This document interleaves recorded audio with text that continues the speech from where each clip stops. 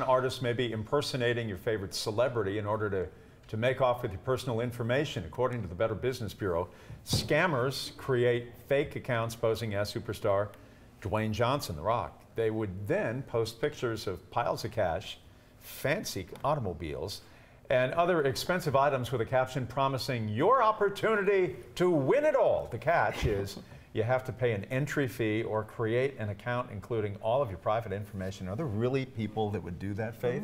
But investigators say you better believe it. It's all a scam just to get your personal information. The Better Business Bureau says the best way to avoid online scams are to be skeptical of any offer that seems too good to be true. If it is too good, it may not be true. Never give personal information to anybody you don't know, and be very selective on who you follow and engage with online. And the old famous word to the wise, if your favorite celebrity is asking you for money, you need to ask for an autograph and a lunch date because it's probably a scam. All right, so it's official.